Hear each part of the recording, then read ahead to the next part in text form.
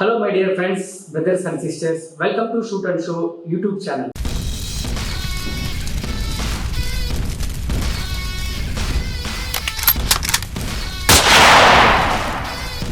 ఈరోజు మనం పారంజిత్ డైరెక్షన్ లో స్టూడియో గ్రీన్ ప్రొడక్షన్ లో కిషోర్ కుమార్ సినిమాటోగ్రఫీలో ఆర్కే సెల్వా ఎడిటింగ్ లో ప్రకాష్ కుమార్ మ్యూజిక్ లో చియాన్ విక్రమ్, పార్వతి, మాలవిక మోహన్, డానియల్ వీళ్ళతో పాటు చాలా మంది నటించిన periodic action adventure fantasy drama genre లో వచ్చిన ఈ తంగాళం మూవీ రివ్యూ గురించి చూద్దామా. దానికి ముందు మీరందరూ నా కోసం ఒక చిన్న హెల్ప్ చేయండి. ఏం లేదండి, వీడియో నచ్చితే లైక్ కొట్టండి, సబ్స్క్రైబ్ చేయండి, కామెంట్ కూడా చేయండి. So back to Thangalaan son of gold. 18వ శతాబ్దంలో గిరిజన ప్రజలుగా పేద కుటుంబంలో బానిసలుగా బతుకుతున్న మన హీరో విక్రమ్ మరియు అతని కుటుంబం వాళ్ళున్న ఆ ప్రదేశంలో బంగారు ఉందని తెలుసుకున్న ఒక బ్రిటిష్ అధికారి ఆ ప్రదేశానికి వెళ్లి విక్రమ్ మరియు అతని గిరిజన ప్రజలను బంగారు వెతికియాలని సహాయం అడుగుతాడు. ఎందుకంటే బంగారం ఎక్కడుందని, దాన్ని ఎలా బండ నుంచి బయటకు తీయాలనే ప్రాసెస్ ఆ గిరిజన ప్రజలకు మాత్రమే తెలిసి ఉంటుంది. విక్రమ్ బ్రిటిష్ వారికి బంగారు దొరకడానికి సాయం చేస్తే మన పేదరికం పోతుందనే నమ్మకంతో బ్రిటిష్ వారికి హెల్ప్ చేస్తాడు. ఈ సాహసంలో వాళ్ళు బంగారాన్ని కనిపెట్టారా లేదా, ఈ ప్రయాణంలో వాళ్ళు అడ్డుకున్న పురాణ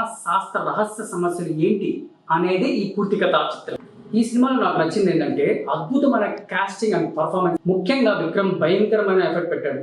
నాకు తెలిసి ఈ పాత్రలో విక్రమ్ తప్ప ఇంకెవ్వరు చేయలేదనిపించింది.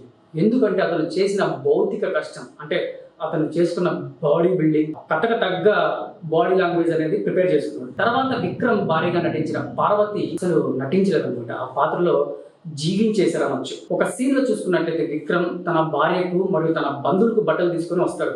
ఆ సీన్ లో పార్వతి చేసిన బాడీ లాంగ్వేజ్ చూసుకున్నట్లయితే ఆ రియాక్షన్, ఆ యాటిట్యూడ్, ఆ డైలాగ్స్ అన్ని భలే ఉంటాయన్నమాట. అంత చక్కగా చేసింది. Malvika Mohan acting and costume ఆ పాత్రకు తగినట్లే ఉంది. తన పాత్రకు సంబంధించే కథ మొత్తం ఉంటుందన్నమాట.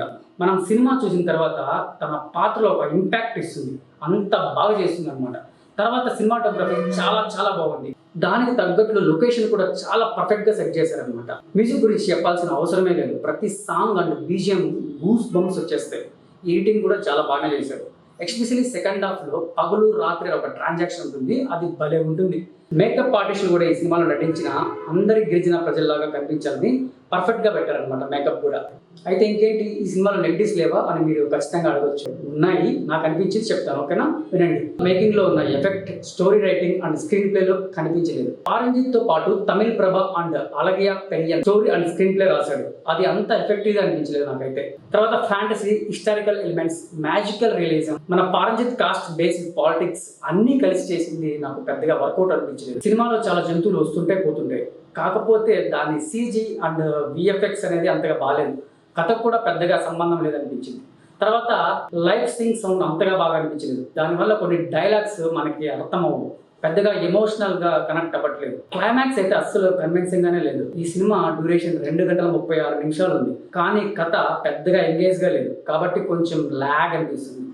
ఇది ఈ సినిమా యొక్క నా ఒపీనియన్. ఈ సినిమా అయితే థియేటర్లో రిలీజ్ అయింది, మీరు కూడా తప్పకుండా చూడండి. చూసిన తర్వాత కింద కామెంట్ బాక్స్ లో ఎలా ఉందనేది మాకు కామెంట్ చేయండి.